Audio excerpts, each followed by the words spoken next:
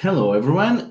We are playing Fellowship Second Edition, the Great Curse campaign. We are playing for the Gauntlet community. Uh, we are using their inclusivity policy as well as the X card, script change.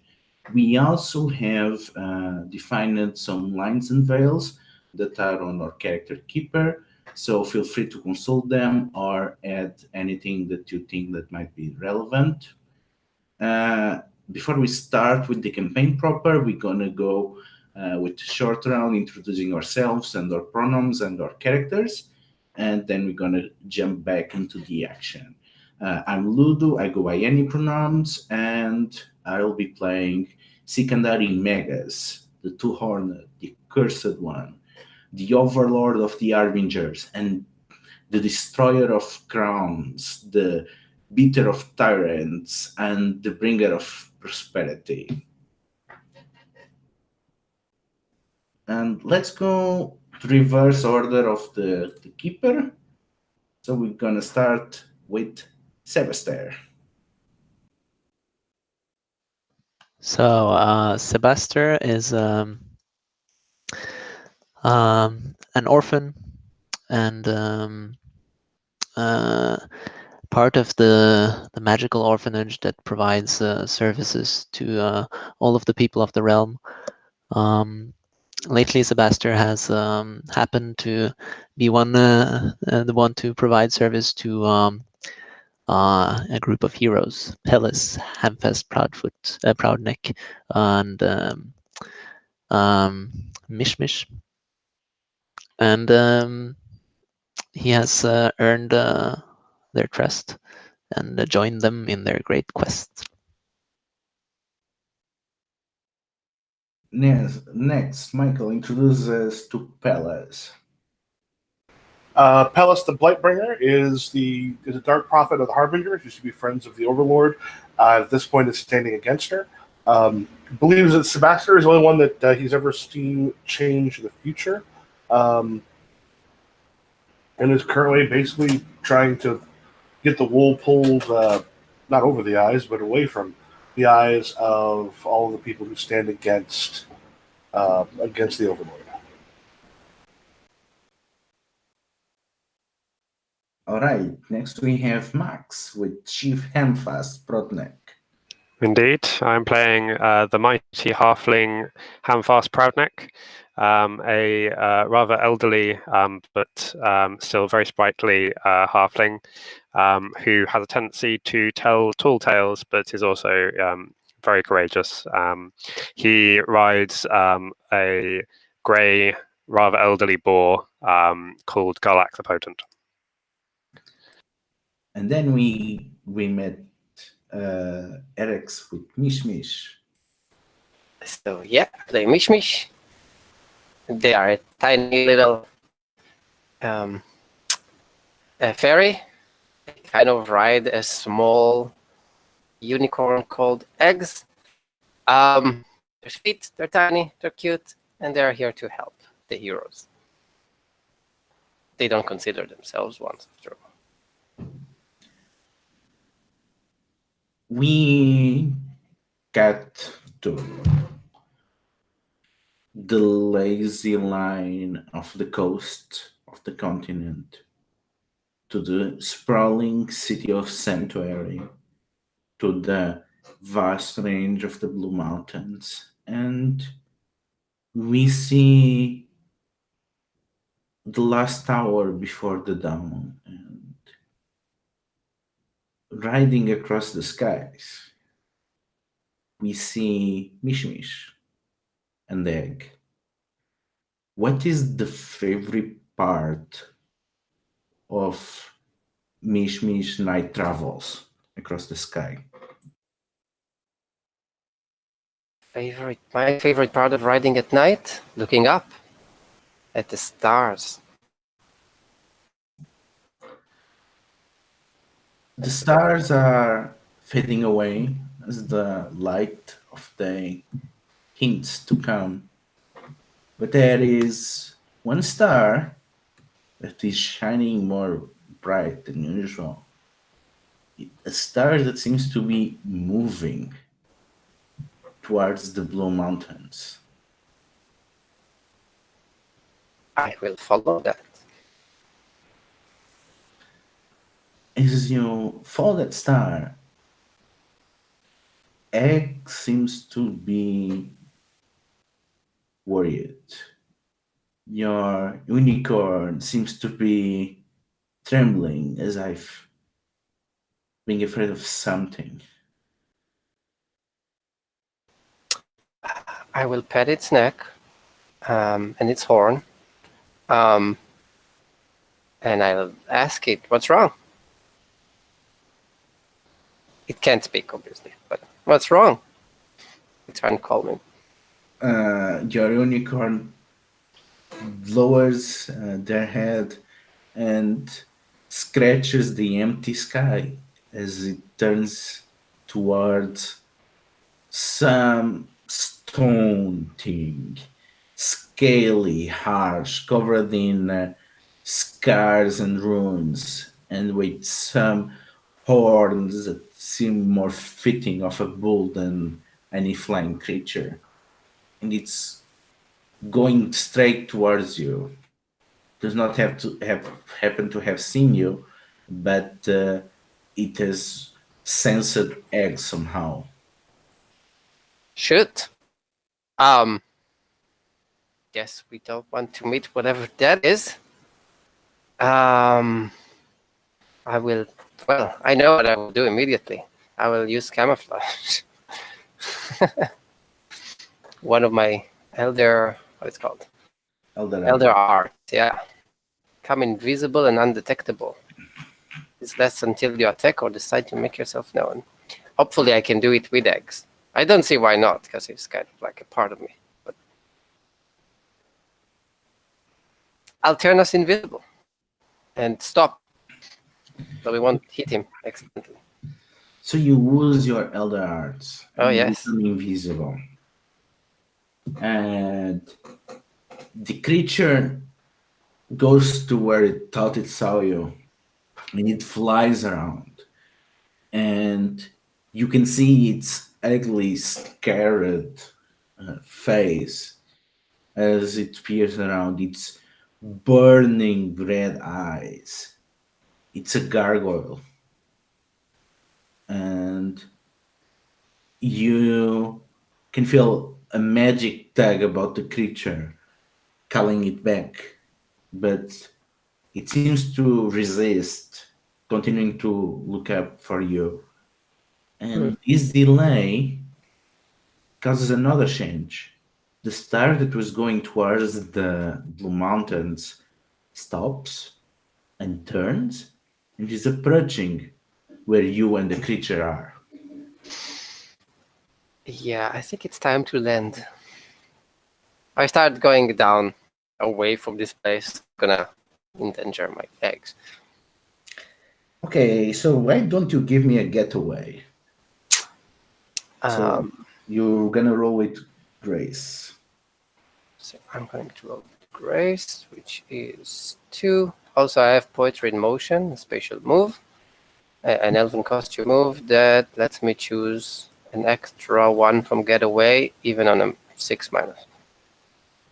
So, success. Well, hopefully. Let's see how bad it goes. At 6 plus 2, it's 8. And that means... Here's the move, Getaway. So I got an 8, so it's choose 1 plus the 1 I have for my special, so I can choose 2. Get out of there quickly and quietly. All of the first ones. I don't need to grab anyone right now.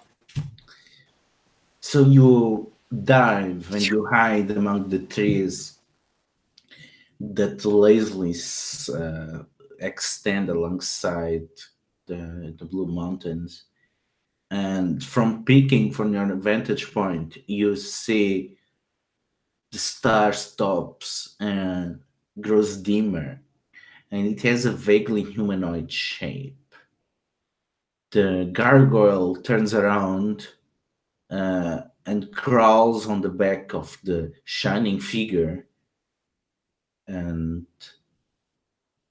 finishes with an apologetic whimper as it leans against its neck.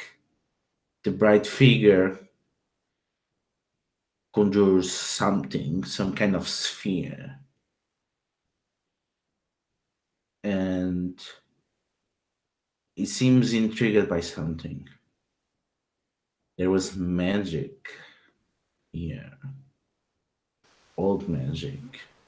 Do I know who the figure is? Do I recognize it in any way, shape, or form? Why don't you... Look closely. Yeah, look closely. I was just checking if you had any elf move that Nah. could help with that. Okay, then elf, look closely. I can use another other arts and sense magic, but not right now. Oh, I also have keen senses. What does that give me? Single question about your surrounding. Yeah, no, not right now. So yeah, I'll just look closely. That's plus sense.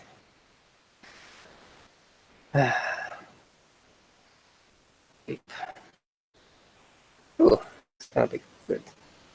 I think that's 9. Yeah. A 9. Okay, so you can get 3 questions, and one of them you're gonna find the hard way.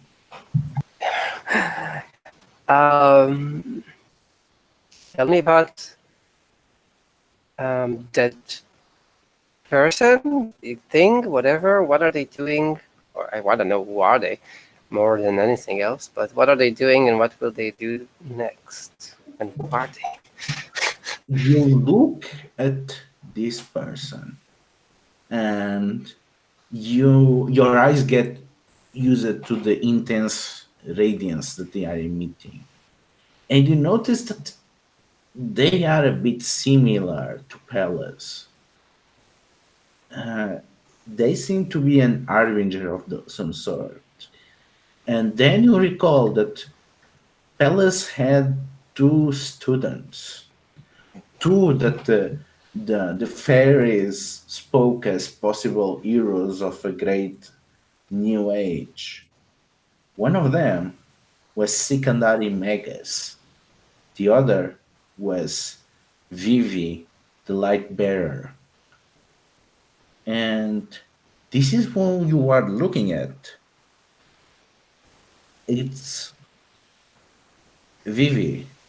And you are pretty sure that they are chasing down their former master. And they are looking to resume their trail.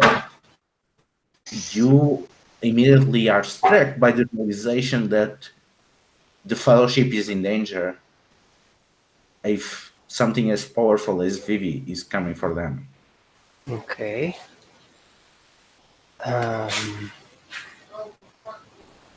Is something hidden or out of place? If so, what looks suspicious? Is there anything else here other than Vivi? There are. You can hear voices in the tree which you are hiding. You can see leaf orcs, and they seem to be setting some kind of plan in motion. But you have no idea against who or what. But you can sense their vocal trendles growing around the trees and communicating with each other. The very soft few tones that you came to expect for these quiet people. So last question, and probably my first action in this. What will happen if I go down to the Leafy Orcs? Yeah, if you go down to the leaf orcs, you gonna encounter the fellowship. Ah, okay. Then down I go. We get to the fellowship. they spend the night in the safety of the halfling wagons, and they wake up the next day and they learn that just as you are negotiating with the halflings, that your orc is going to go for the leaf orcs and try to keep them safe somehow, because you are going the same way as the halflings, as they claim to have a map for the mountain passes. So their first responsibility is to make sure that when the Overlord comes looking for the halflings, they don't stumble on the leaf orcs. So they are doing that, and they plan to meet you later on the mountains, usually on the territories of the wood orcs, which you know that lies some time ahead. So as we cut to the halflings dismantling their wagons, we see what each of you is doing on their morning rituals. So, Hamfast, why don't you tell us about typical halfling rolled breakfast? While the other halflings are having their breakfast, Hamfast is actually doing his morning exercises. So this is a 45-minute long set of stretching, backflips, running up and down, press-ups, etc. Once he's finished with that, he will then go and have his morning breakfast, which is usually somewhere around 12 fried eggs and a loaf or two of bread, probably with some sort of small beer or something like that. Since he has all these other halflings, which have probably been bringing something around. He is doing this almost entirely naked, I should specify. His body is not impressive. Sebastian has quite a collection of horses and ponies to tend to, so he probably has a quite busy morning. So what he's doing with his four-legged friends? So Sebastian is always up before everyone else somehow. That's and always really neat. All these things are rolled up nicely, and this sort of uniform is spotless. Clearly, he has spent hours picking out the stains, and he's already while when Hamfest is wakes up to do all this exercises. He has already been, sort of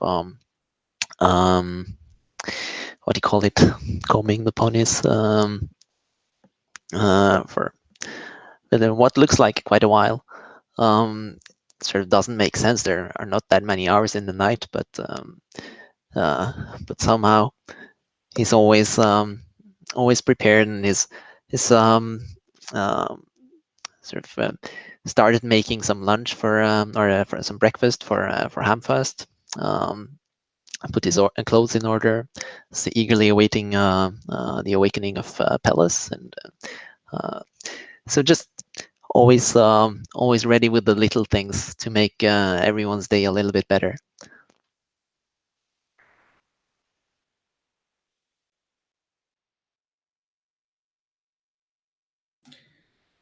Lastly, we have Pellis.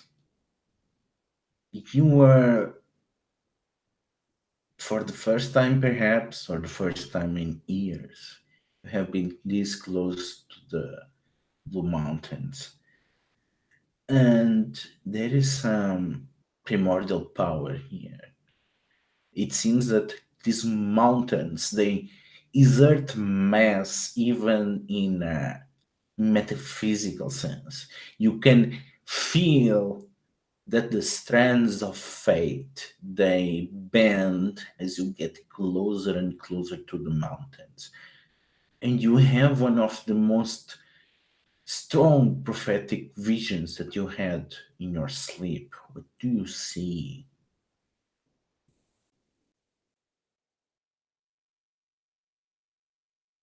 Tell you what, can we change it to something that's not a vision at this moment? Because right now I don't have quite enough of a handle on the action and character stuff going on. I'd rather do something besides a vision of something in the future. Do you want to do something magical instead, or do you want to do something more personal? I think more instead probably sort of communing with the spirits and the other things that he does to essentially reconnect himself to the source of magic he goes to, especially for the prophecy. One of the things that sets him apart from a lot of the other harbingers. Yeah. How about Palace? While everyone is busy with mundane stuff, you contact a spirit, a particular powerful spirit of the mountains, and they manifest before you. Which form they take? I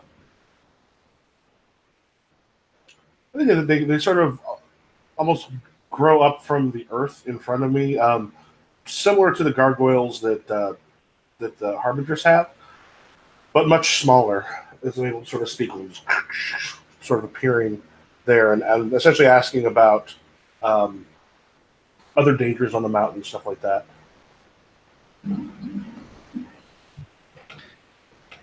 So you commune with this spirit, and it seems to be a morose spirit, spirit that speaks slowly with the weights and century. It's clearly pleased to see with you. There are not many that can still recall the ways of the earth and that carry a connection to the world in their soul. And they seem quite intrigued by your voyage. The path underneath is sealed. Something happened to the dwarfs, the Sapphire Dwarves, the people of dwarf and elf, the bearers of ancient contracts. They have secluded themselves from the heart of the mountain. I cannot sense them anymore. I worry about them.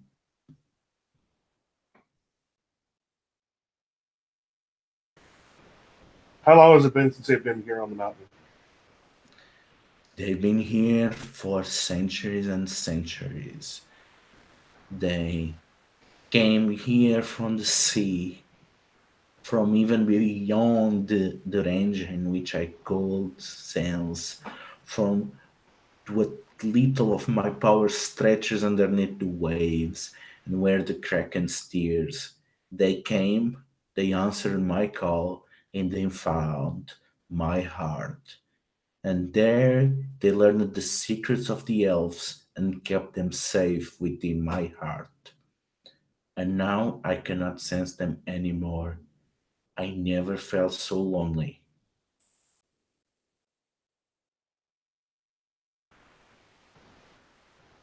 The Overlord's defeated. We're able to put this great evil to rest. I believe many of them will come back to the mountain. The Overlord. I fear the Overlord more than I fear loneliness, more than I fear oblivion.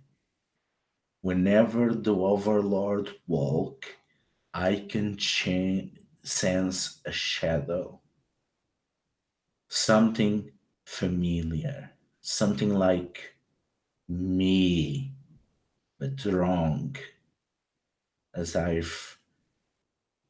think your people call them mirrors, a mirror of myself. The thought is something that I have problem even imagining. I cannot, I can barely process what that strange feeling was like.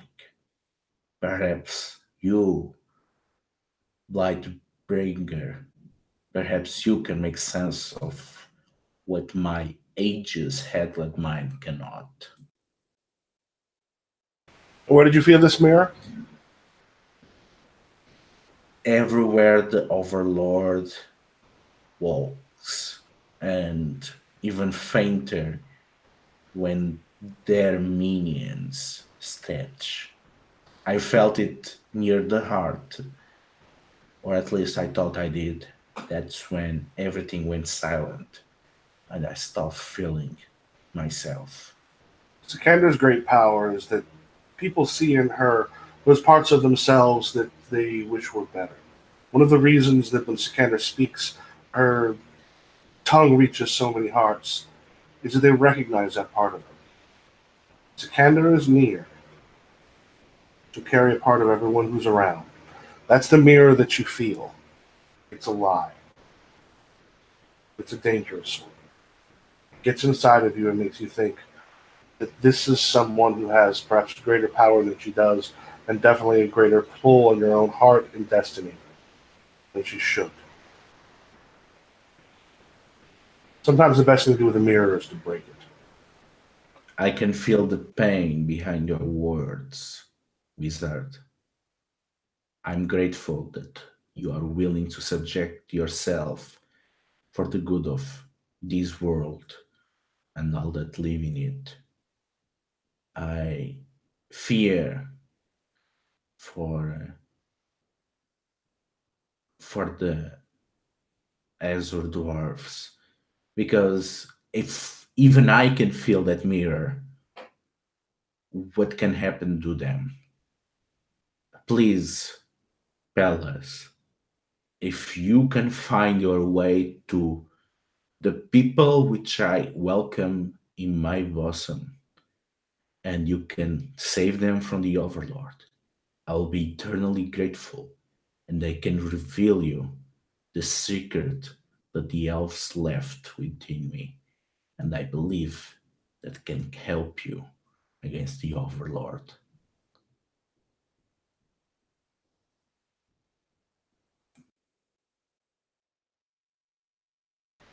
I'll do what I can. I'm trying to break that mirror for everyone.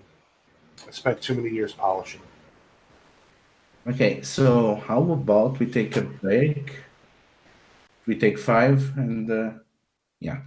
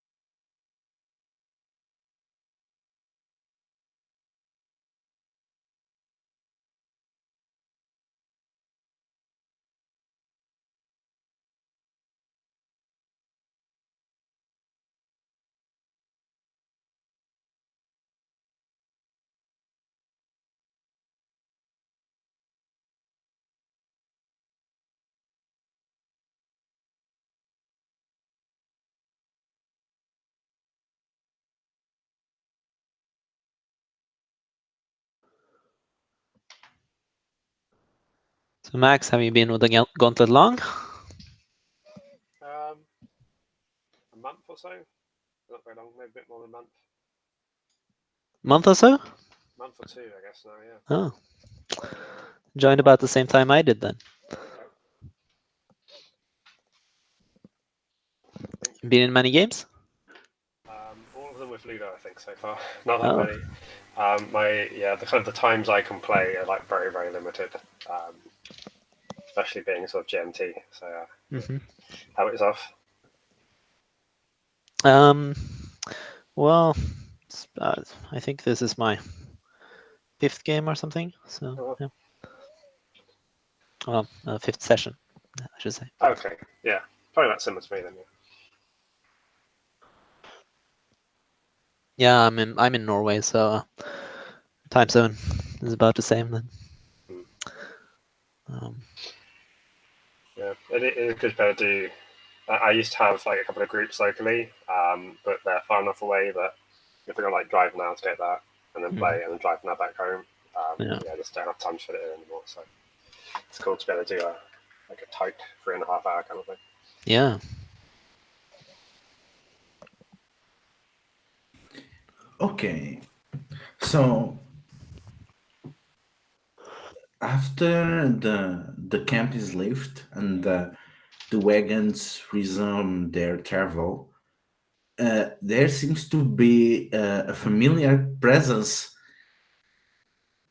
galloping through the air at quite a state of exaltation, and the halflings do not seem to react, which is quite telling to all of you that the person approaching is none other than Mish Mish, which you have not seen in a while now.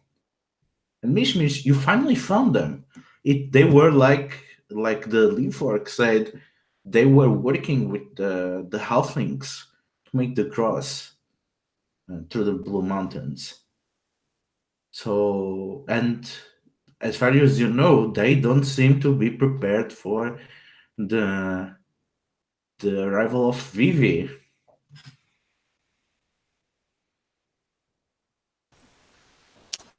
They see me galloping in the air straight towards them. I point into the air and point at them and scream. I scream.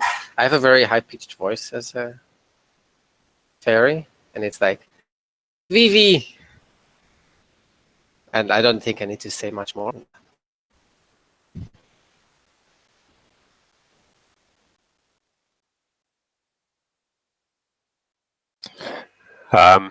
I think, assuming that my eye's good enough to see you, I will sort of rush over and ask, how far is she?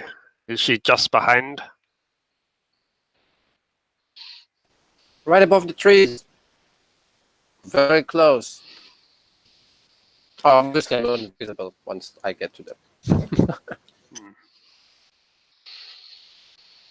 Will she find us, do you think, down here?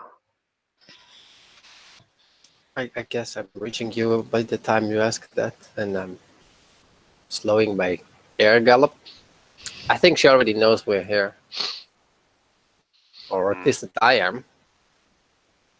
Then we must lead her away from these defenseless halflings, so they don't get caught in the crossfire. I believe we're going underground soon. If we can. Do we have an idea how far we are from underground? Actually, you still don't know yet. You need to. So, talking about that, you are still on the climbing the slopes. So you have to find somehow the hidden tunnels, and for that, one of you needs to damage a stat and do something to find them.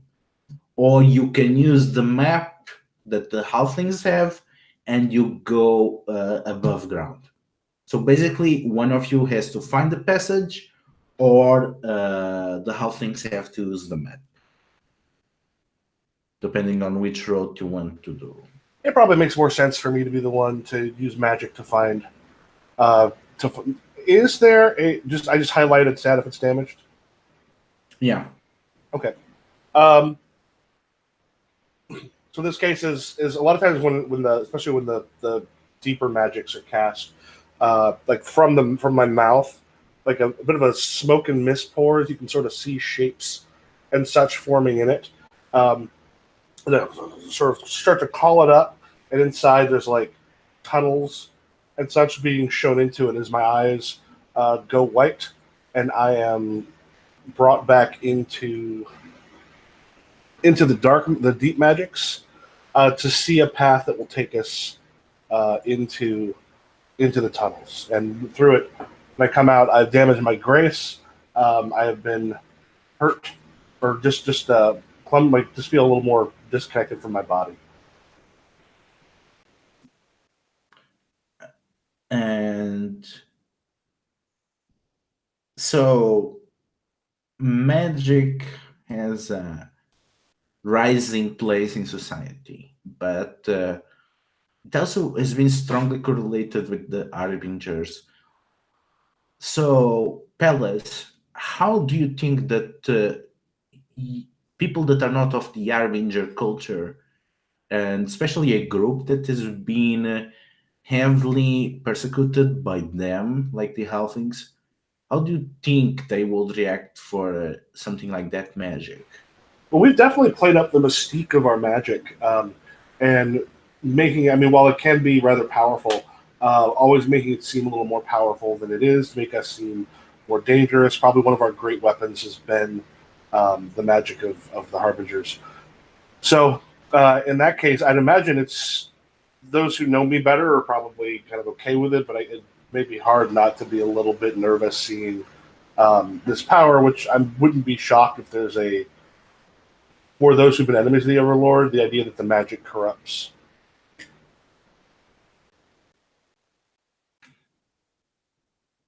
So there seems to be a reaction of fear among the halflings that see this happening. But for you, the way is clear. Not only you get a resonant sense of where you are now bound on the secret passage into the kingdom of the dwarves, and you are confident that you're so imprinted into the soul of the mountain that the passes will open to you. But not only that, but you can catch through the corner of your eye the lingering effects of your communion with the Azure Spirit, which you can see sapphires sprouting out of the ground as if leaving a trail for you to follow.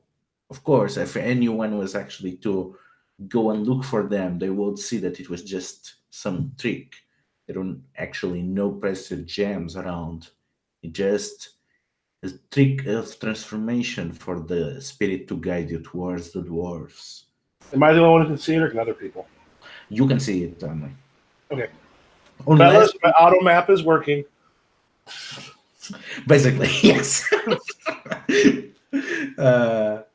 I will say that your wizardry move, you can make it visible for other people. Like for some reason, that's relevant. Oh, it's more fun for just be like, Yeah. actually, just through there. Where follow the sapphires. Oh, you can't see them. That's So, is everyone okay with the decision to going underground? Everyone within the fellowship, that is. Yeah. Kind of, not completely. Hamfast's fine. He's been amongst the dwarves quite a lot in his youth, so he's happy to go underground and have some dwarven ale and all that.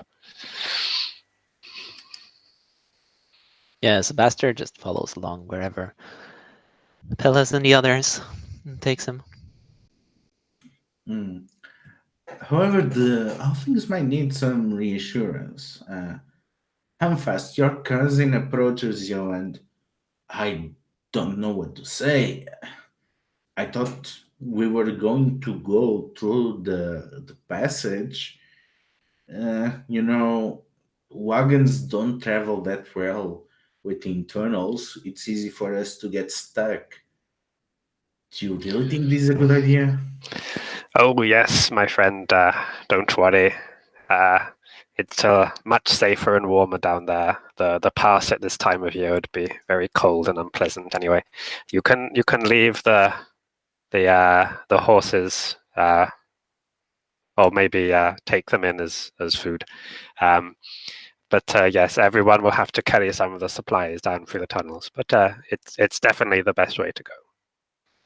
Trust me, you know me. Lots of experience with tunnels and things.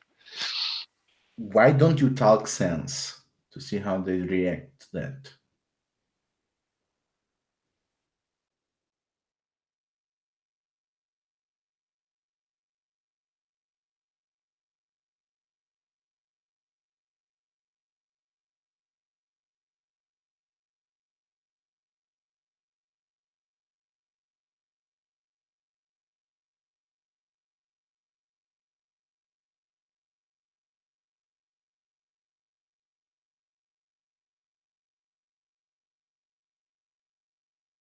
You are so muted.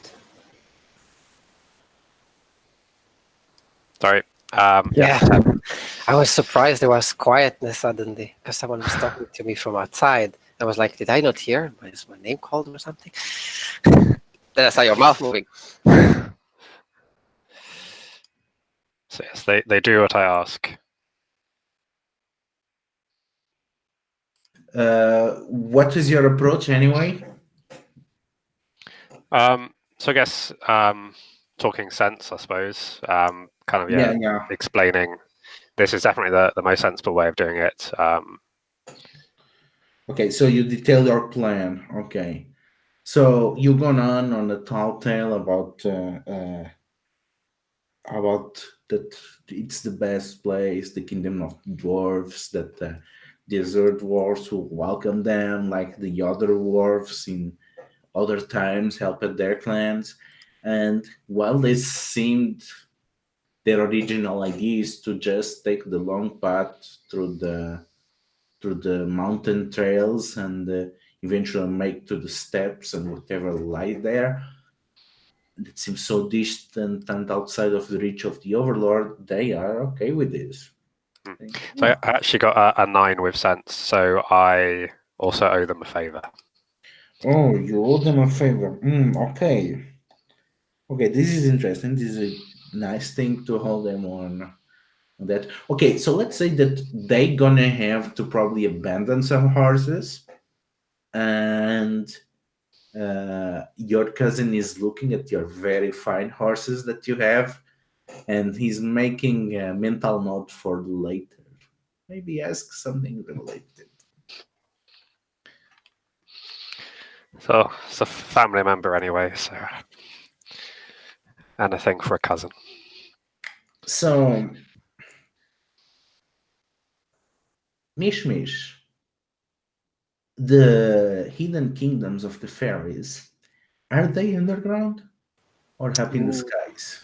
I think in the sky is more like, or like they're in places, just you can't see them. Like there's in the forest, in the mountains, under, over. You just don't know where they really are. Are there any fairies living in the Blue Mountains? Maybe at the top of the mountains, like right at the top. Small or big city, right at the edge.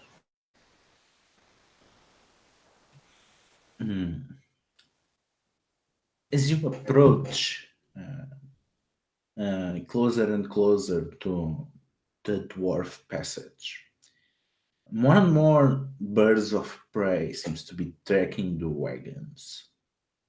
And Mish and Palace, because they have a more intimate connection to that, can feel that hiding among the birds is a creature of horns and stone There is a gargoyle directing the birds as they seem to be scouting across the mountains. It seems that there is a certain wisdom in going underground. And as the light of the day starts to dim, you get to what seems to be a gorge that is beyond passage. But the sapphires descend alongside the gorge and make a circle. And it's quite easy to see cleverly built within the natural formation a massive gate. However, there's something similar to that is not exactly dwarven. So what Sebastian sees on the gate that tells them that the orphans or the servants built it. Well, that would be the Telltale Orphans Gate. There's a Servants Gate, which is just a small sort of door beside the main portal, which they use sort of. One of the reasons they have it is that they don't want to sort of take away from the glory of the people that they serve, in case that's important to them. So they sort of use their own entrance, and it's sort of always more practical. It blends in. It's not easy. It's the sort of thing that you would completely overlook if you were not a servant. But it's very practical. It's the kind of thing that opens with practically no noise, and it's takes you to this sort of side passage that will take you right into the center of things, but sort of unseen and unheard.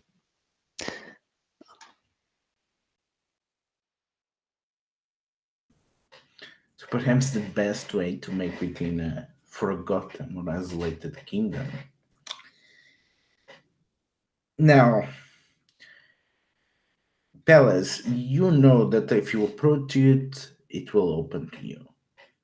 Is there anything that any of you wants to go before bracing underground? Or something that you want to look for? Is there a way to seal it once we get through, so that others can't, like Vivi can't try to come after us?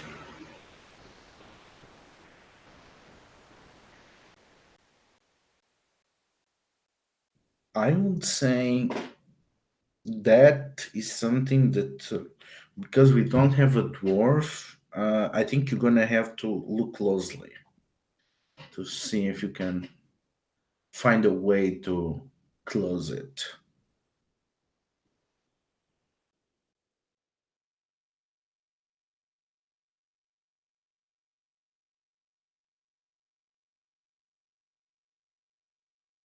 All right, I got a 10. Oh, nope, let's switch over. I got a 7. Okay. Yeah, you still get to ask 3 questions. One of them just you'll find out the hard way. How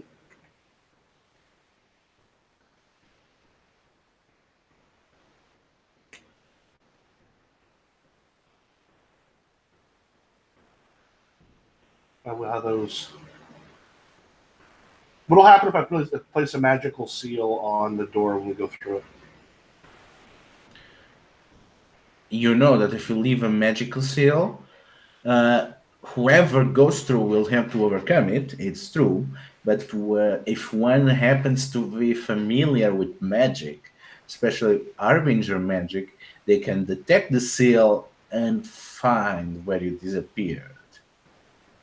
So I'm pretty sure that it's only a question of time after you leave the seal that Vivi will find it. Now the question is, do you believe that your student is already strong enough to overcome your seal? Hmm. Tell me about the dwarven architecture here. How can it help me? Actually, it's orphan architecture. So no. I'm going to defer this to Sebastian. So what about the orphan architecture is helpful in this situation? Um, so orphans are very good at sort of, hiding their stuff or making their stuff inconspicuous. So it's not exactly hiding it. It's more like making it not stand out. That's for to make their services invisible. And so the main gate, the dwarven gate, is sort of completely separate from the orphan gate. So if one were to just not disturb the main gate at all, it would look like it was no one had entered there if one entered through the proper entered like an orphan, that is. And that would sort of take just like doing all the subtle little things that the orphans do to blend in. They do it very naturally. But an orphan could maybe instruct other people to do the same.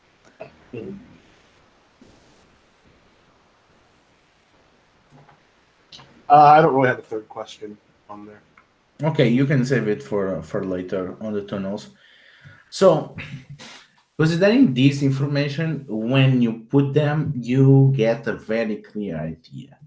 Yes, you can disable this, and yes, you can seal it.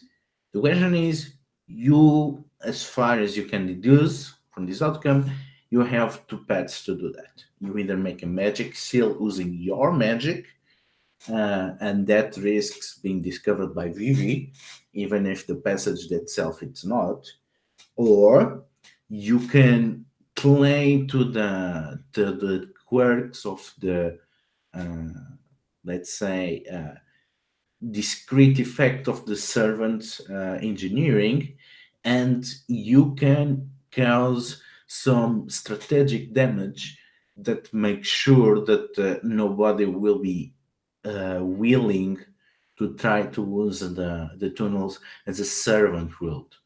And that would be require at least to use either some companions or some equipment in a clever way.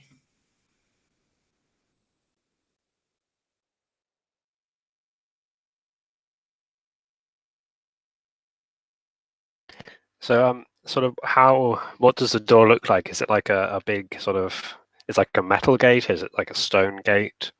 Is it like very heavy, or are there hinges? So Sebastian, what will the servants make as a door that is discreet? So the servant's door is just it's it's made of the same material as the sort of the surrounding nature. So it's made of rock, but it's sort of shaped like it looks like it's made of wood, even though it's made of rock. So it's there's like planks and stuff like that, but they're clearly rock once you touch them, and they're also rock colored.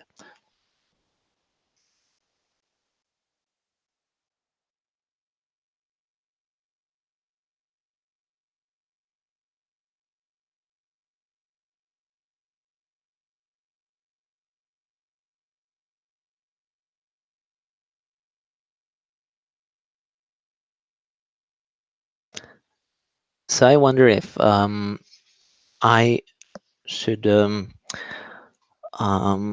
use my bond with you, Palace, to say that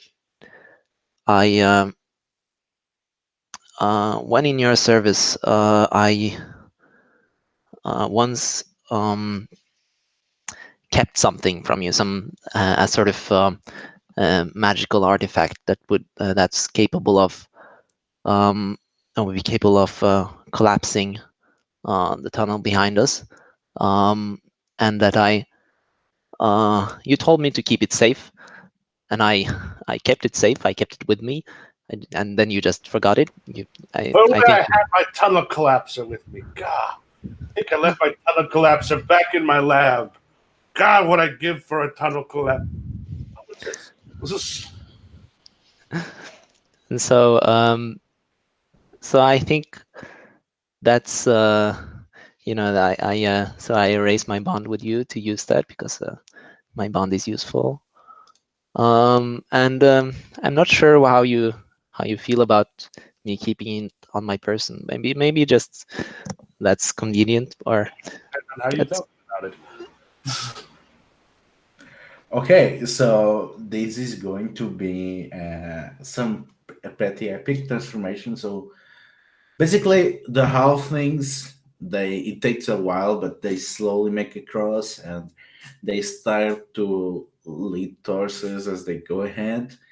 And once the halflings are cleared, Palace and Sebastian work together to do some pretty impressive landscaping. So why don't the two of you give me what devastation you are wrecking?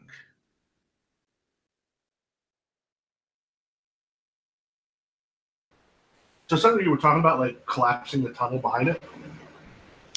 yeah. So some sort of I think it's probably not it's not a tunnel collapser per se, but maybe it's something that like opens a kind of vortex to some magical plane that sucks matter in, or that's maybe something that makes stone grow, or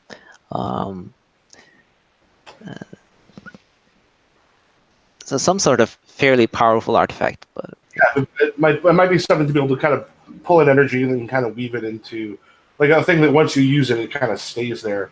Pull in energy, transmute it into rock, and basically create a wall in front of the door. So dwarves can dig their way through. Like, ooh, you put another wall up. You love knocking down walls. Shut up. yeah. Yeah, something like that could work. So maybe it's even related to the technology the orphans use to make their doors. But it's just more like an uncontrolled burst of creating more stone. Just grows out like a cancer, like a tumor. Okay, so suddenly for the untrained eyes, the mountain seemed to heal the door like an old scar, as mineral tissue fills the emptiness. You strike deeper into the darkness, but these internal stirrings of the mountain and the quite obnoxious and loud uh, halflings, they draw the attention of something. Because you still have a question, Palace, you can make one question about who found out about you and is approaching.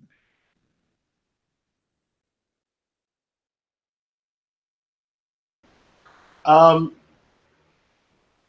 don't think these are the obvious answer, but is approaching from inside or is approaching from outside?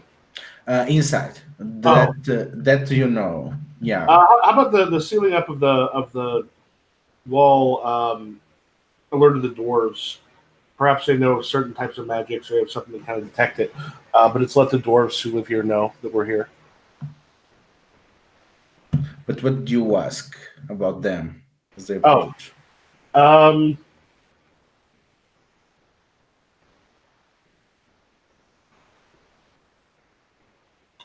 what are they going to do next when they feel that happening?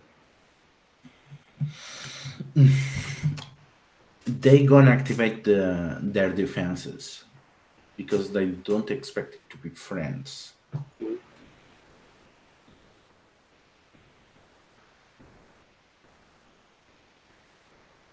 All right, we should probably hurry through.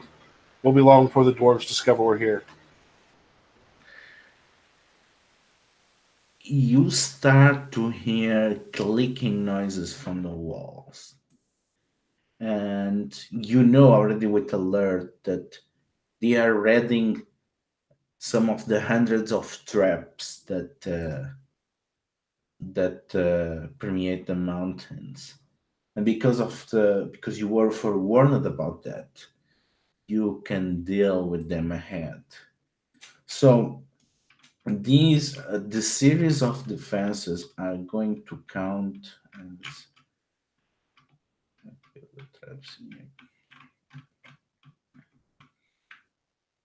as hero traps.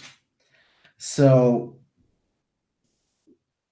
basically, until you deal with the traps, every time you make a move, the traps are going to make you pay a price. So, and the arrow traps only have one trait, hidden trap. So, does any of you do anything to deal with these traps that popping in and threaten to shoot to anything moving through the tunnels? To get turned on by buttons on the floor? Or how do these traps turn on? Like, do we step on something and then they turn on? You still don't know. Because maybe I can fly ahead and ask them to lower their guards. What do you think?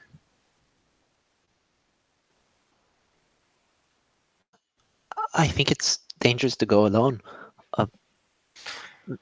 Maybe I could go with you. I'm quite fleet of foot. You are. I guess it would be better if I don't go alone. But watch over eggs. He's not going to walk forward until we're safe. Guys. I think before you go, let me have a look at these traps and see how they work. Okay. Alex kind of just sort of poke at one. Sort of hiding my face away and kind of poke at it with like a stick or something and see if I can work out the mechanism. Hamfast, that's dangerous. Don't worry, it's fine. I've seen this kind of thing before. Nothing can. Ow.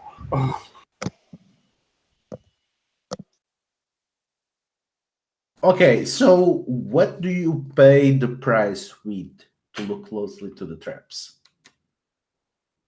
I have got some burglar's gear, which I just happen to have on my person, not for burglary, obviously. So I might have a sort of a special bent rod with like a little clippy thing on the end, which I can kind of use to stay away from the hole while also be able to fiddle around in there. And it's kind of like a little mirror and little light or something, so you can kind of do stuff from around the corner. So I could use one of my burglar's gear. Okay, use your burglar tools. I say you pay the price and you get advantage. You can finish them by understanding the traps, because once you know exactly what activates them, they are not really a challenge. So I would say you are finishing them with sense, because you're trying to disable them or knocking them out. So roll finish them plus sense. And that's with advantage. You need advantage to use finish them. Right, got it. Sense. Okay. So it goes okay. So 7 plus 1. So 8.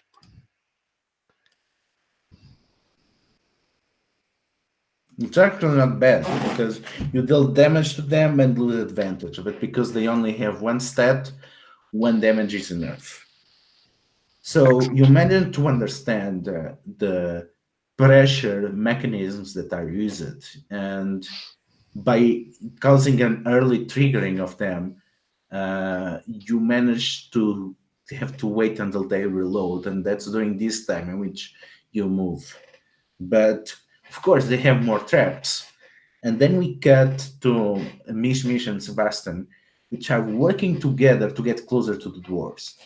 You are trying to overcome the defenses to get to them, but because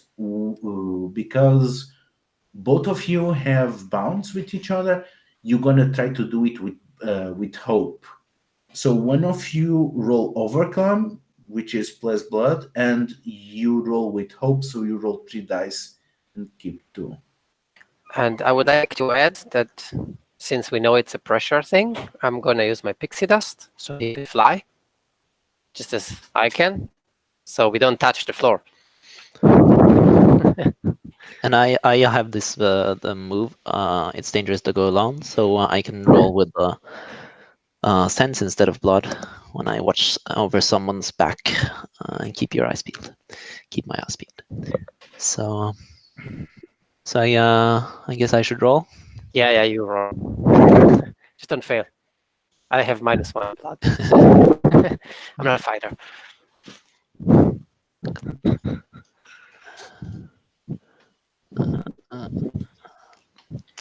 Ooh, so that's 6. Oh, three dice. Yeah. Okay. Yeah. Best of 2. I'll just take one of these. Okay, so that's 11.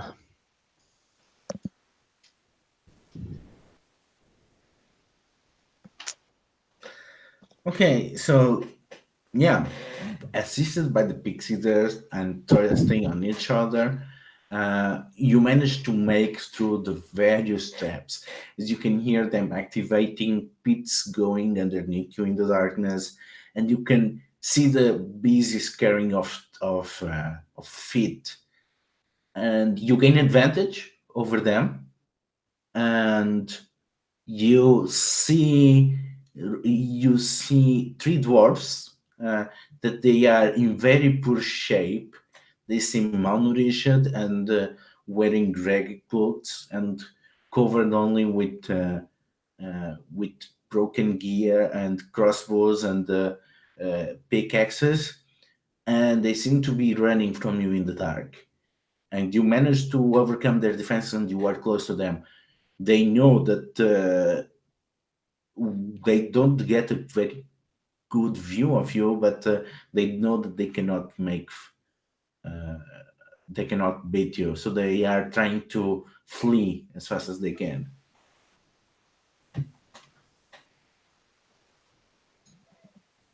Hey, Mishmish, should we try to stop them? Yes, we should call out to them. Hey, why are you running? Dwarves, we're friends. Yeah, and I fly as fast as I could to reach them. I do fly. Faster than walking. Yeah, it's not difficult for you to catch up with them. So I would say there are 2 things that can happen here in different order. So we can resolve first Mish Mish trying to keep them busy, or we can resolve first Talk Sense with Sebastian. Which ones you prefer?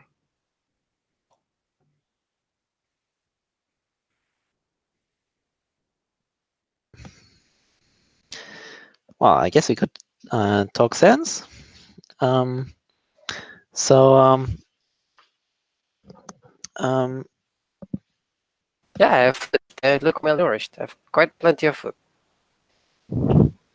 yeah. Hey, dwarves, do you need some food? We have food. Also, we're just here to pass through and maybe listen to a few dwarven tales. I like dwarven tales, or at least I think I would like them. I haven't actually heard any dwarven tales before, but I think I will like them, and I think you will like our food. It's not nothing special really, but it's food. Have Okay, bread. because you working together on this, and again, you're gonna roll with hope, and because you are trying to appeal to their desires, you're gonna roll wisdom.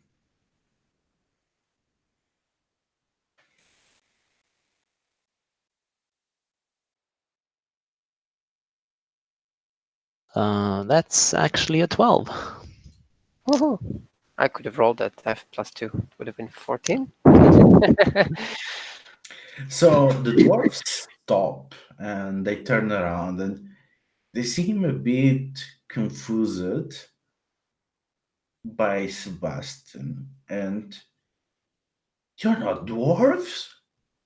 And they light one of the strange lanterns that they have there that they don't seem to be burning with anything. And they reveal themselves. Huh, you're one of the orphans. What are you doing here? Um, Helping people, obviously. Um, Orphan stuff. Also, I brought some friends. Um, Sorry, my manners. We have been in the tunnels so long, only the three of us. I'm Madras, this is Oris, and this is Azar. We have been on our own for some time. We have been trying to find a way out of the tunnels. Oh, so you're trying to get out? Yes, we have been persecuted by the Azure Guard. Yes, sir, guard? Oh no. Uh, but I thought you lived here in the mountains. There have been changes within the Sapphire clan of the dwarves. Oh no, so yes, your guard, they are also dwarves? Indeed, things have been quite complicated, and they seem really tired. And they seem to not only it costs them a lot to physically speak, just remembering that stuff seems to be taking an emotional and psychological toll on them. Oh, hey, maybe we should just sit down and have a good meal together, and you can just relax, and if you want to tell me more, then you can, but in your own time, okay? Ask them to cancel the traps so the rest could join us and bring them even more stuff. Oh yeah, yes, We have yes. all cards.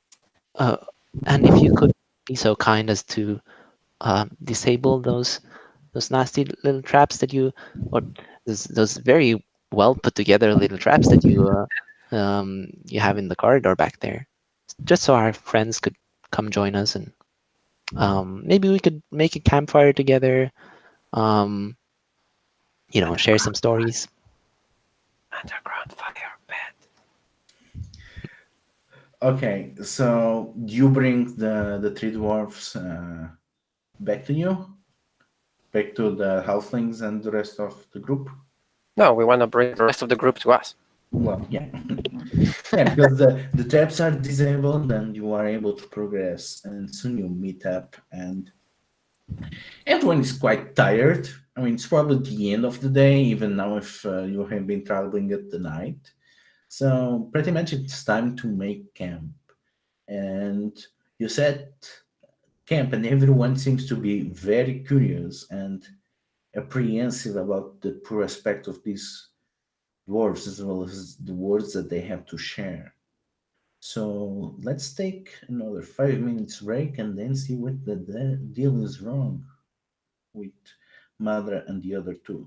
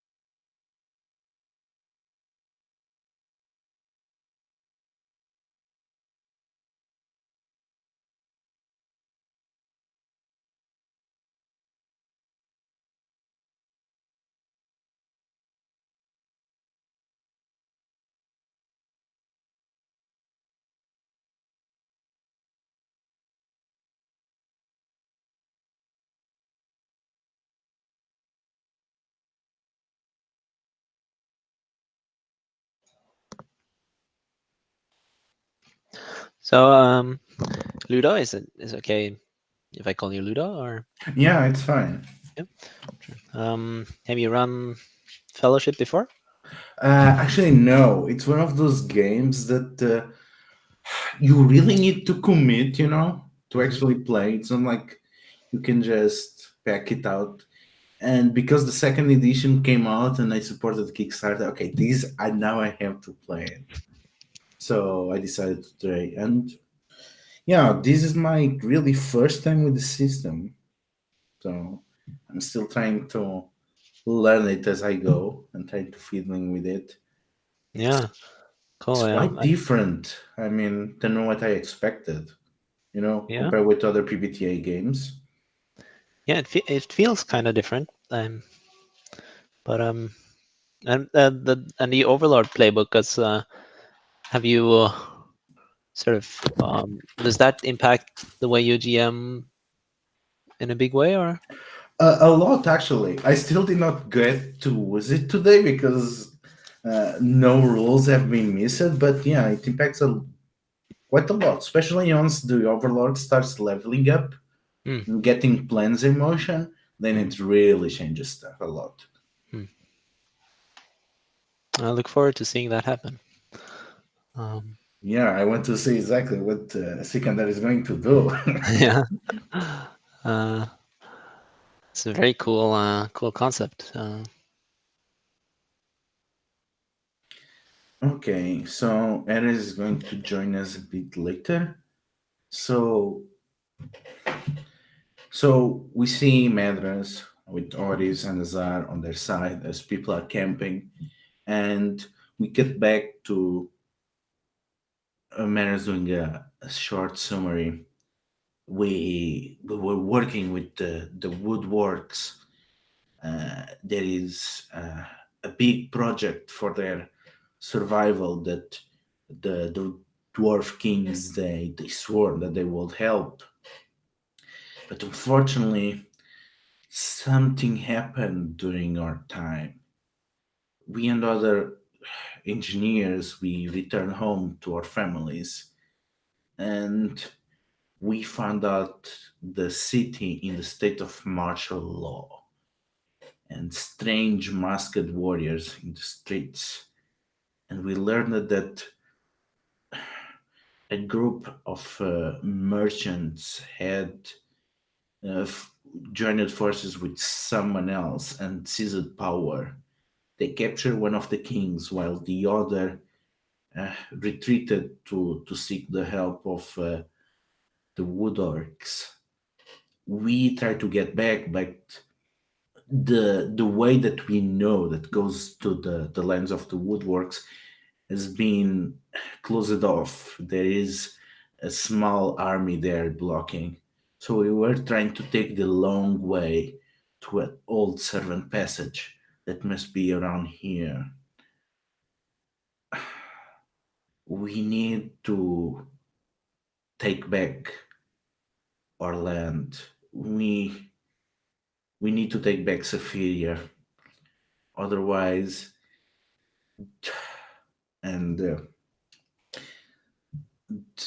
Madra just stops talking and Ori steps in. They are building something.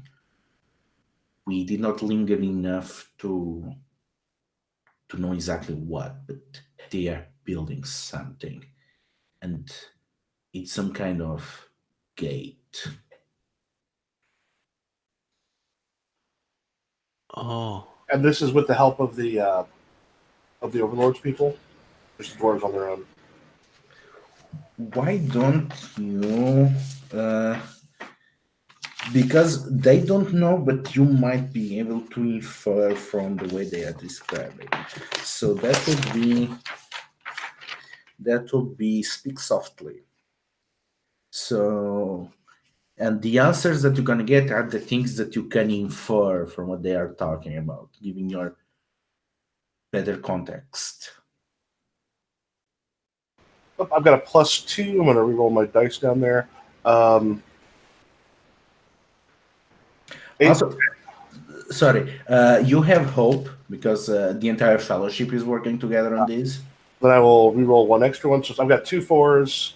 The other one re-rolled as a 1, so I'll just use those 2 4s. That's a 10 total. Okay, so all the answers are going to be honest. So they are not misleading you intentionally. So you have 3 questions. I'm poking around to try to figure out the specifics if this is done to order of the Overlords or if this is something done on their own. What can they tell us about the physical gate itself? I'm looking for things that might tie into our magic. Yeah, the way they describe, because you make probing questions about the gate itself and how it's built, and it's practically an Harbinger gate. And it is a kind of theoretical gate that was being proposed by other wizards as a way to quickly move things across the world, but it was deemed unsafe and unstable because it was one thing to transport matter from another world into this dimension or to expel matter into another world. It's something entirely different to transport something across this world by using other worlds as shortcuts. And your predecessor actually killed this type of research and it became taboo. But by the way that they are describing, it seemed to be a gate to transport vast amounts of people or material across continents. So armies. What should we be wary of with dealing with it? What are the dwarves themselves having to be careful of as they're putting stuff up?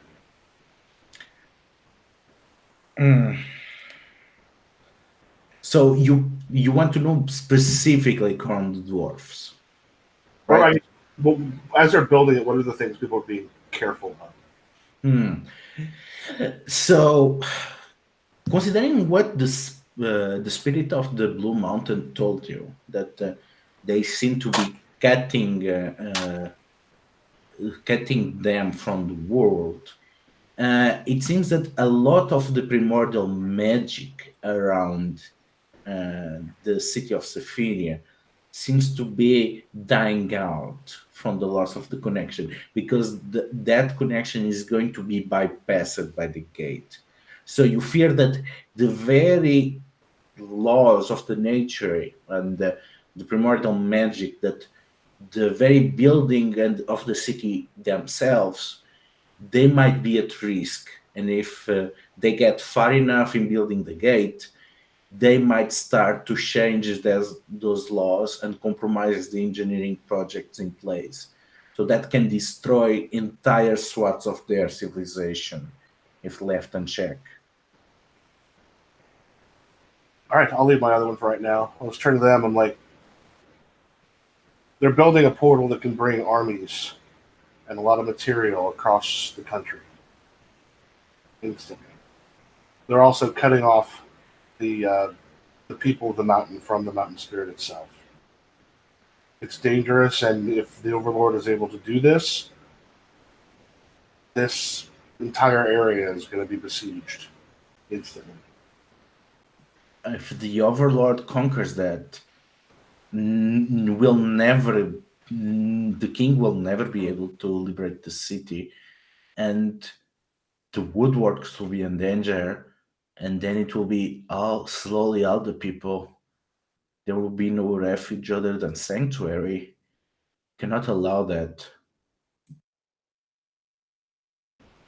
Okay. So yeah, for everybody else, I'll let you know that.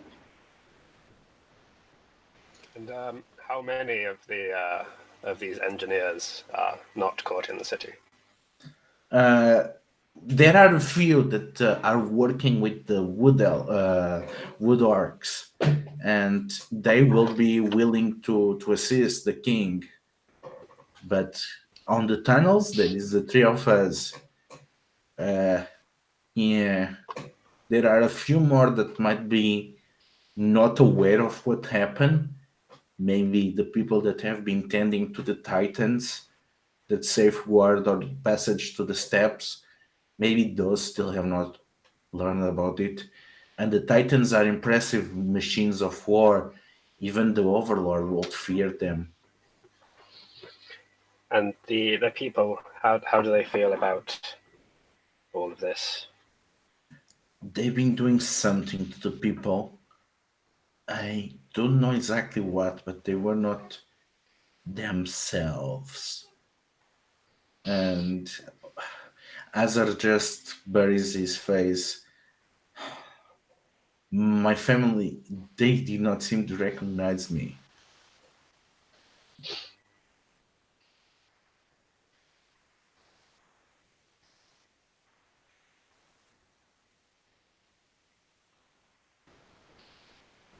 So, we feel like destroying a gate. Or we could leave it and create a trap. I'm all ears if you've got an idea for a trap. That was the whole of the plan, I'm afraid. Step 1, leave it. Step 2, question mark. Step 3, victory. Victory. I would also be curious to know where the gate leads. After all, a door out is also a door in. If it did lead to the heart of the Overlord's country, that could be a powerful thing for us to use. If we had an army available. There are 5 of us, 6, 7, including the dwarves. It's surely enough. He stands very tall. We had the halflings as well, didn't we? Yes, but I'm afraid most of my people are not fighters. We're better at talking and that sort of thing. I don't know if the 7 of us are going to be enough against 15,000 foot troops that come through, but let's keep that in mind. Always a gateway when we need one. So if we ever need to use it, it's there.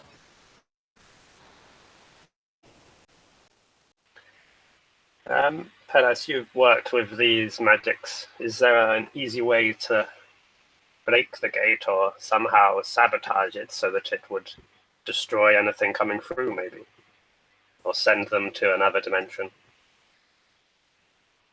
Are there ways for me to basically mess up the gate so that when it sends through, it shunts them or does a lot of damage? Oh yeah, definitely. I mean, you already know. There's a reason why this magic was forbidden. Yeah. The dangerous part is making it work properly. It's very easy for you to make it not work properly. Yeah, I said, yeah. The problem with the thing is with the gates are they're very unstable. If she's willing to create something that will bring this many people or this much material through, it means there's enough to spare. As far as I'm aware, the Overlord's not that desperate as of yet. But if you got enough people, throwing more into the grinder is not a big deal. Maybe there is something important here.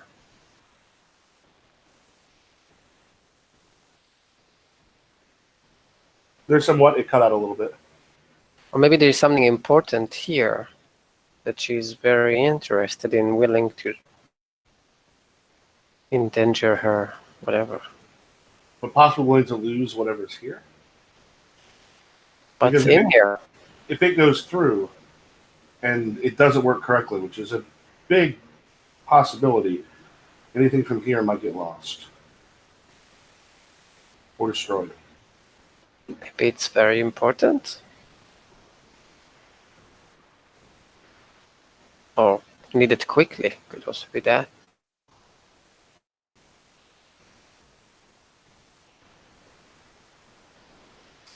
I think it may just be because I guess this is sort of a wild land still, and the orcs here. It may just be to sort of try and control this land and sort of encircle also kind of the rest of the lands to the east. Either way, If only we had should someone sabotage it. If only we had someone who might work as a nearly perfect spy. I look for Mishmash. Or Mishmish. Well, I mean, I can. I'll just have to rest a bit. Or eat a little. But I can do that.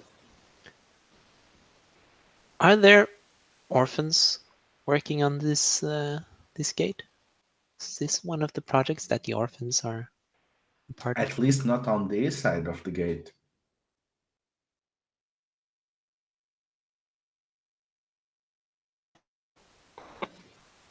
So can rest a bit or go invisible and see what's going on. So do you want to take a downtime and rest, or you want to press on? Just need to fill my belly. The dwarfs give you an alternative that is their additional plan. If we can get to the wood orcs, maybe with their help we could be able to liberate the city. Oh, wood orcs. Where are they? Are they far? Well, they should be. There is a way through the gate that we are trying to reach, and it's still a bit far, yes. Or if together maybe we can defeat the guards holding the tunnels into their home, then we can make way back to them. If your people are held with some sort of magic, then however many soldiers we bring in will not really free the city. It would be a massacre. We must lift the magic first, surely.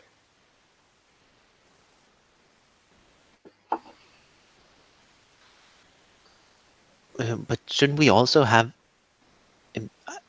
I'm just guessing that not all of the enemies will be gone, or not all of the enemies that are there are there simply because of the magic. So even if we do manage to sabotage the gate, we should have some allies.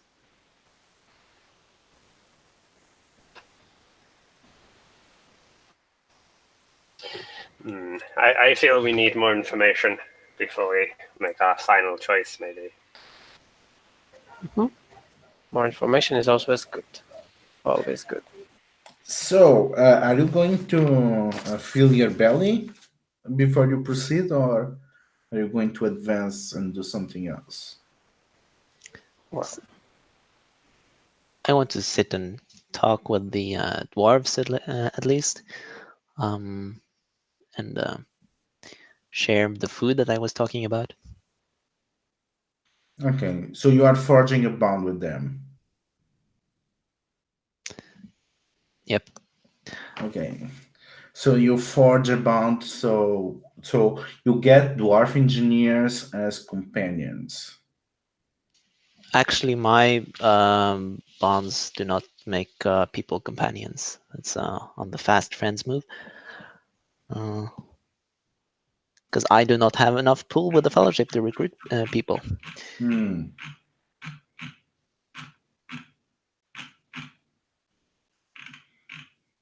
So, but I think you get also another benefit for fast friends, don't you?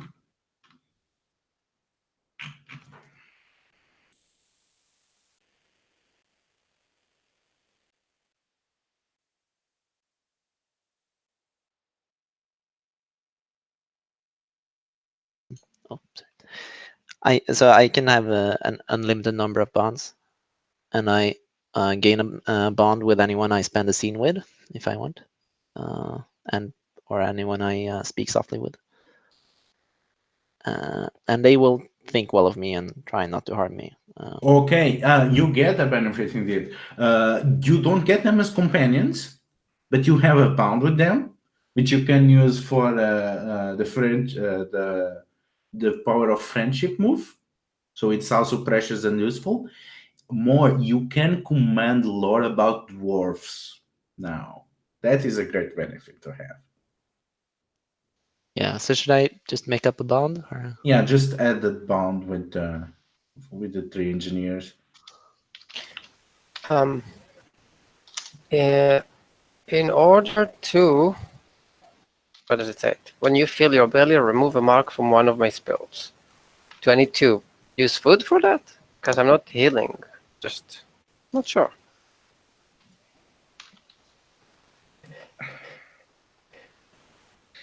Yeah, but the thing is, if you are not filling your belly, You're not filling your belly. you're not fulfilling the requirements, the fictional requirements from the move. So by typical PBTA logic, if you don't follow the fiction, you don't get the effects of the move. So if you don't do the thing that the move thinks needs you to do, you don't do the move. So you Okay. need to be healing damage. The thing is, you can share with a friend, and there is a certain friend that needs damage healed. Oh, who needs damage here? Yeah, then it's the 2. I'm all Pass over clumsy. a tiny, tiny, tiny piece of fairy bread. Yeah, I'll give him some elven bread. That's not a problem. Okay, so Very small, but what is the fiction then between how Palace and Mishmish share a friendship over magical meal that does not exist because fairies don't exist? I would be able to explain a little bit about what kind of things to look for. We might be able to sit down and talk about it, like as far as this style of magic and architecture. just what are horrible, the- horrible magic. Yeah, what are the things that you'd be looking for to help find that out? Mm-hmm. You can tell me about not being a real creature. Well, it's better to be an unreal creature than, to use evil magic. But especially one that harms yourself. But if you're helping the good guys, so I give you this. Well, to me it's normal size, but I give you this tiny piece of bread. It's a whole loaf, but it's a tiny piece of bread. But it feels you like it was the regular size bread. And it's delicious. It's sweet like hell. Case in my belly just. Yeah, it's like pure sugar, basically. I take a tiny bite too now. You could revolutionize traveling with this. Yeah. If only we existed. Pity you don't. You seem like a nice guy. Yeah. Well, Or is it she? I'm sorry. it doesn't matter. Oh, okay. We don't really do that, so we don't care.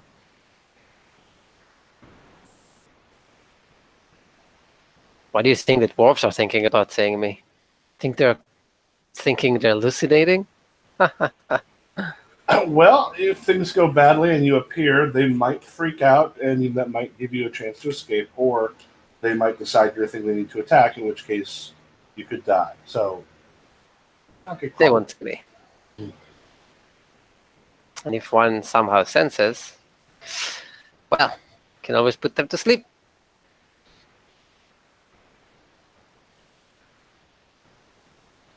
All right. Okay. So that heals my grace. I've used my bread, by the way. You can Yeah. feel free not to. So everyone gets the benefit from filling the bread, filling your belly. If anyone needs to heal, that is. Okay. So now that our scout is back in action, what does Mish do? So I'm leaving eggs with you guys. If he gets hurt, I'll kill you. I turn invisible and I start flying towards the center, or wherever the other people are, and the gate and whatever is there.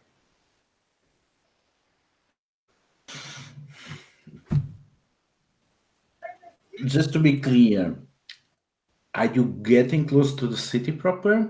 To the passage that leads to the woodwork or works No, that is to the gate. guarded, or the sorry, To you're cutting. To the gate. To the gate they have built, or whatever it is that moves things around. We want to know more information about what they're doing. Okay, so you managed to slip by the patrols, and you can see the masked soldiers that they are wearing uniforms that with some heavy blue clothes and scale mail, but clearly by their size and build, they are not dwarves. Patrolling the streets, and you make your way to the gate proper. It's basically still a pile of rocks. It's a big building, but it's still just a building, at least now. You don't sense the gentle hum of magic that seems to permeate most of the world. And in fact, that's actually a bit worrisome. The entire city seems to be a bit dead to magic. Seems that magic is being dampened somehow within. Do I know from which they're like what's like can I sense what's dampening it? Yeah, why don't you look closely? Actually, I'll just use sense magic. Immediately Okay. know what here is magical and where is it. If there is not magical here, you do not mark this spell.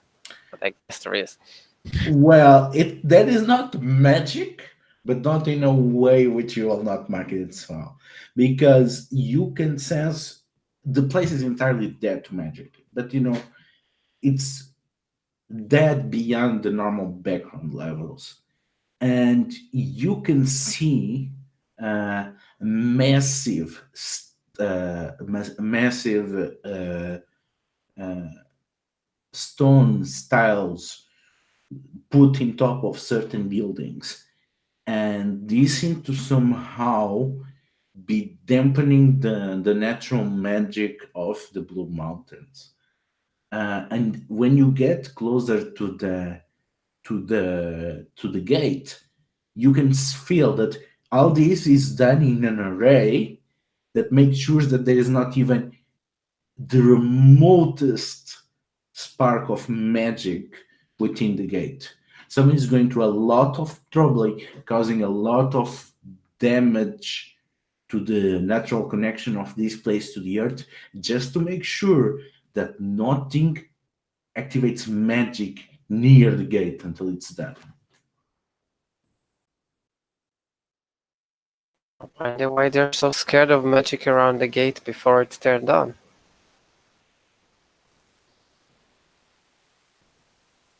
Why are Yeah, they indeed?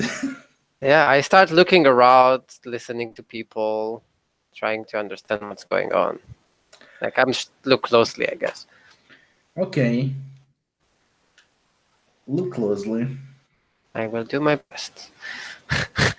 Eventually, I'll fail though. It will happen. That's a 7. No fail yet. Oh, God damn it. When you close the exam, 7, ask 3 questions. Okay. Yeah, and One. you find one the hard way. Yeah. So, what's going on here? What do my senses tell me is the whole gate thing?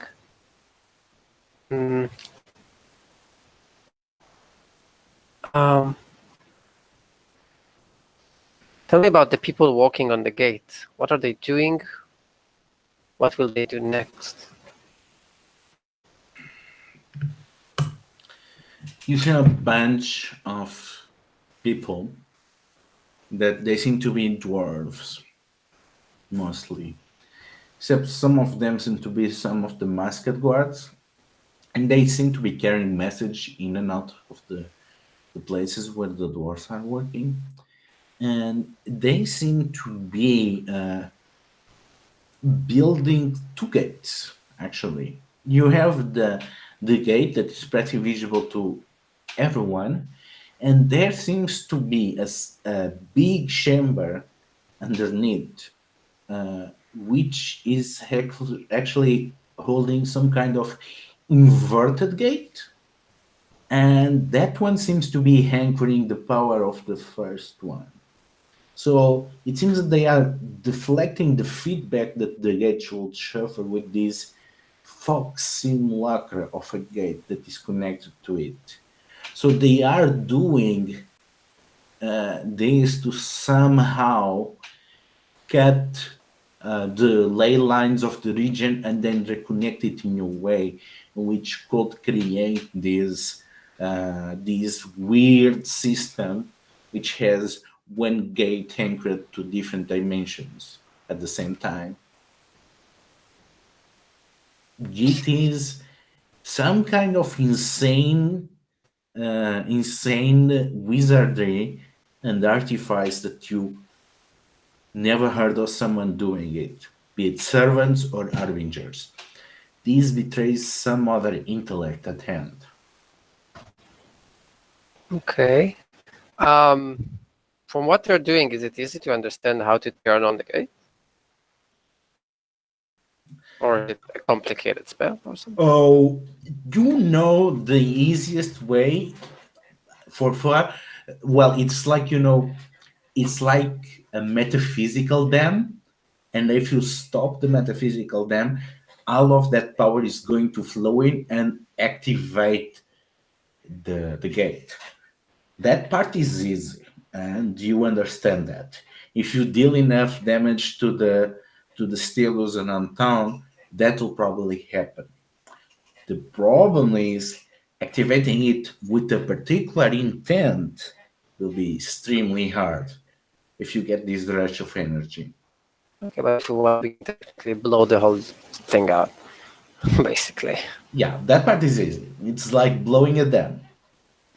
Okay, and is there something hidden or out of place? If so, what looks suspicious? Yes, and we get to Palace, and as Palace is waiting, Palace feels a presence that he had felt again the day before.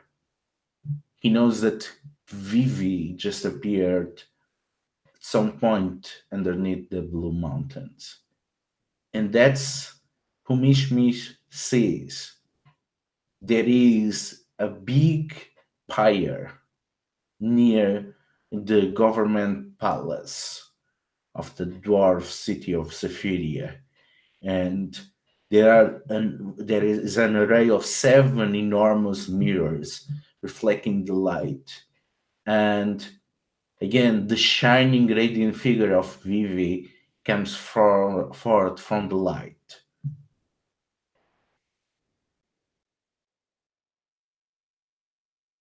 That would be 3 questions. I think.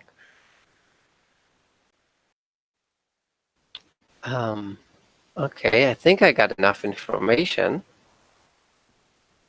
I will start flying back. Why don't you try to escape? By get away. Easy peasy.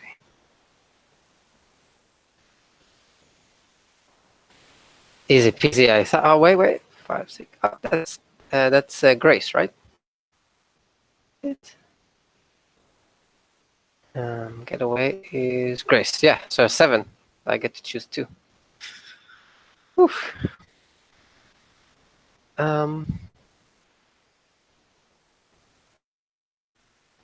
So I look around. Is there something I could grab that would bring more information, like one of those stones that shut down magic and stuff like that? Like grab one? Yes, you can grab that, but I'm gonna raise another possibility. Mm-hmm. As Vivi arrives, a lot of the masked figures unveil a lot of complicated looking plans in front of them. Yeah. You can also grab that one, but I can tell you already, the consequences will be harder if you get that instead of a random stilo. Oh yeah, of course that. And I want to do it quietly and drawing no attention. So quietly, and I want to grab whatever information that thing is, papers or whatever, plan. So you do that, but you are not fast enough. And Vivi is staring directly at this, and you can hear the growling of Vivi's gargoyle. And as it nears as you are approaching, Vivi looks to your attention and is looking exactly where you are. at the same time that the plants disappear out of sight and become invisible, Vivi snaps her fingers and you can see a breach opening in the world. And there is this cold, cancerous light that is shining directly on you. Roll to overcome that.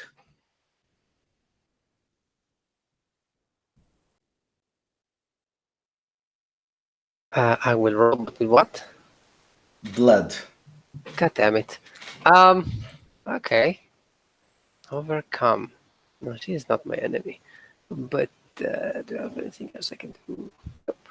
I do have touched the world lightly. It's some sort of elf move. I don't think it will help me much.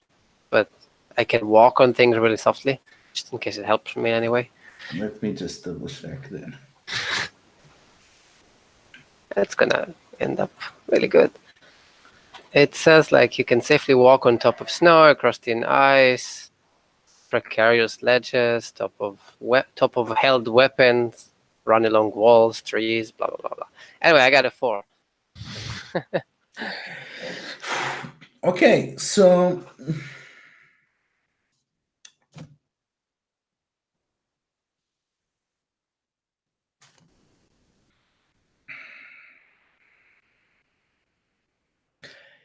damage to attributes.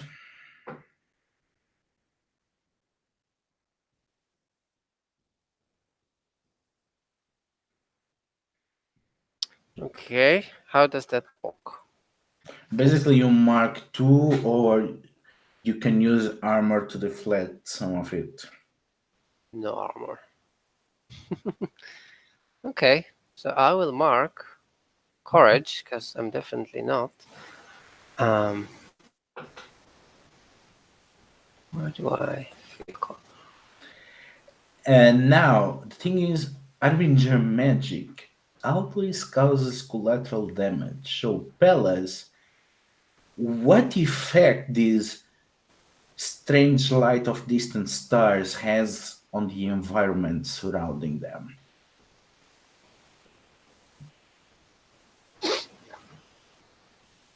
Pelas, did you freeze? What did Witch have? What effect did Witch have on them? Basically, because it has the collateral tag, so Vivi is invoking this strange starlight directly on top of Mish Mish and is damaging them. But because of the collateral effect, it also has this other strange effect around the area, and that is something common to a lot of Harbinger magic. So what is it that Vivi is causing to happen? A lot of the collateral effect has to do with actually sort of draining the hope from others. It helps make other people more tractable. Yeah, so Mish Mish, you are escaping, and you managed to elude yourself, not without being drained of your hope and energy, and you still are feeling cold even as you move away from that light. It's strange, and even underground, that is not your environment, and in the darkness, it's more comforting than what you were, and you can see the despairing, hopeless eyes of the people that witness the light that struck you. But you escaped, and you make your way back to the Fellowship. Without blood and courage. Makes sense, doesn't it? So I found these, and whatever the plans form is, I think it's papers. Do any of you understand these? Pretty good. I think that's stuff I'll understand. Yeah, basically, all these arcane plans are a special equipment that is useful. So it's a special equipment with the useful tag. I give it to you. And there is a way to stop the gate.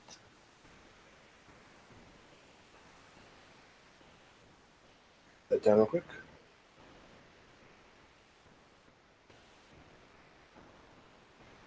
So the gate plans, you said useful. And what was your question at the end? No, not a question. I think I have a way to stop them from using the gate. I just don't know how much destruction it would cause. Well, whatever destruction we cause will be less than will probably happen if that gate is used. So what you got? So they have like two gates, one on top and one on bottom, and they have all these stones. It was, I think, that they put everywhere that dampen magic and make it disappear from large areas. And I think they don't want any wrong magical energies to be around. So if something is around, something must happen. Like the spirit of the mountain. Yeah. Oh, yeah, probably. That's probably what they're trying to get rid of. So, we take care of those, let that power come in. It would probably That should just... flash. Yeah, boom. I assume there will be a big boom. But the dwarves will have to get them out or protect them somehow.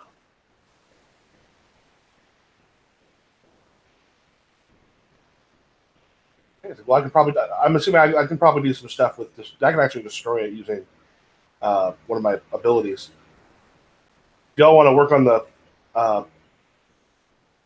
getting the dwarves out, if we get in there, I can destroy the things with the magic. How do we get 50,000 dwarves out of a cave in the mountains? I don't think we need to get them all out. Just, from the center area where the gate is. So, how many of the you said the things that are like draining the magic? How many of those are there? There are about 3 dozen of them around the perimeter of the city. I would say half a kilometer each from each other. Oh, a kilometer each from each other? Yeah. Oh, okay. So, decently far. So I probably can't hit them all in one strike. Yep. But the dwarves might. Like, we have 3 dwarven allies. Maybe they can get the dwarf to break the things as we stop the center. Do we still have advantage on the dwarves? He has a bond with them. Yeah. He has you can actually use the bound to do something. Yeah, so he could help us. Also, if you ask me about facts, I can command lore about them. So There are like 2 dozen. We'll probably need to recruit more dwarves, so you can do it all in one go. So if we have a dwarf per stone and they smack it at the same time, that should do it. Well, according to what they mentioned before, there are more dwarves with the wood orcs, and there are also more dwarves around the tunnel somewhere, if you want to go deeper.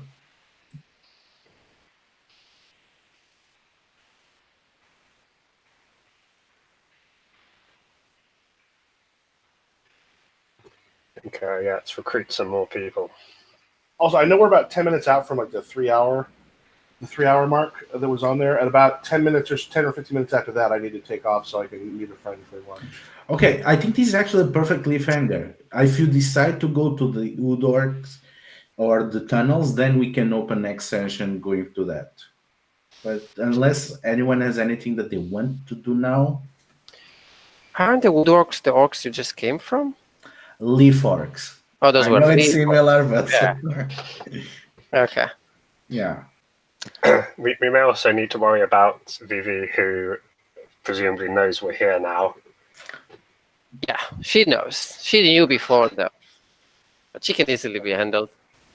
Ah, good.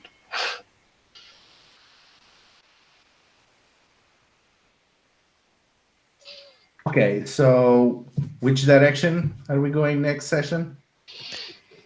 So Sebastian is definitely hoping to see the orcs, but he defers to the others. Let's hunt. Let's befriend some orcs. Need more allies.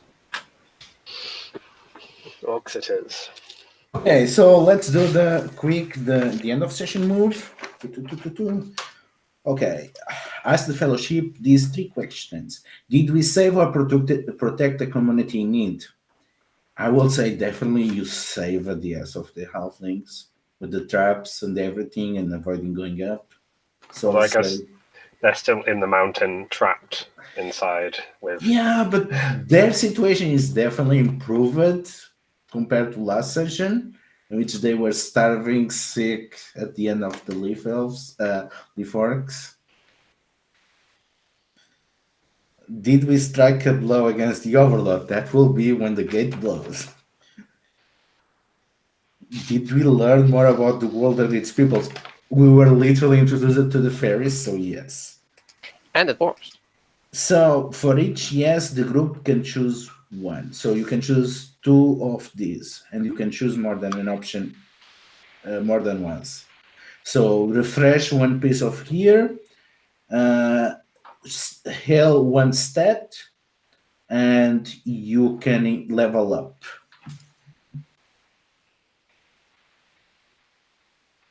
I think let's level somebody up.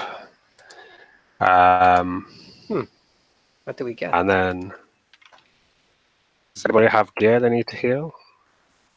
I could heal my. I don't know if it counts as gear, but my Elder Art. I could get the camouflage back. So I could almost turn invisible. That's not gear. That's not gear? That's just a move, yeah. If not, I guess you could heal your blood or courage. Oh, we could heal one of those. Or do 2 level ups. 1 to 2 level ups. That sounds better. Okay, let's vote on the level ups, and I'm already 2, so I can't be leveled up. Okay, let's type on the chat who we are voting. Why can't you be voted? Like I was last time, so I think you can't be like 2 levels higher than everybody else, kind of thing. Yeah, but you vote. You just cannot vote on yourself. If you are the higher level. Oh, so I need to choose someone? Are we doing it twice? 2 votes or 1 vote? I mean, I don't have much of a choice here because there's 2 people left. So who's first and who's second? I don't like your magic, so.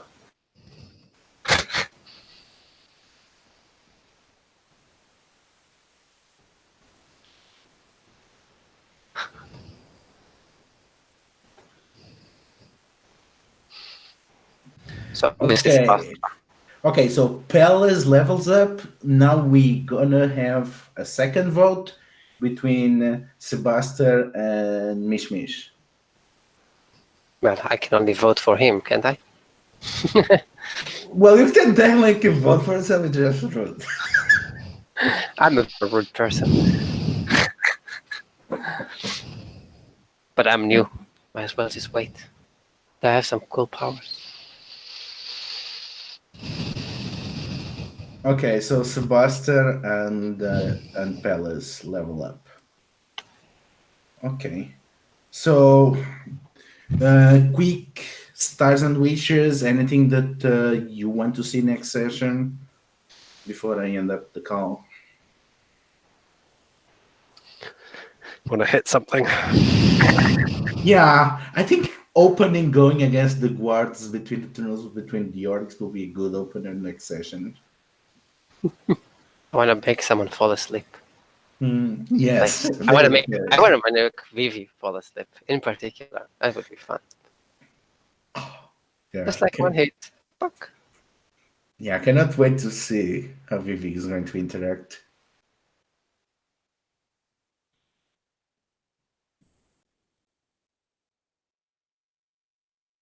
Okay, so are you okay with me putting this up on the Gauntlet? Okay. Sure.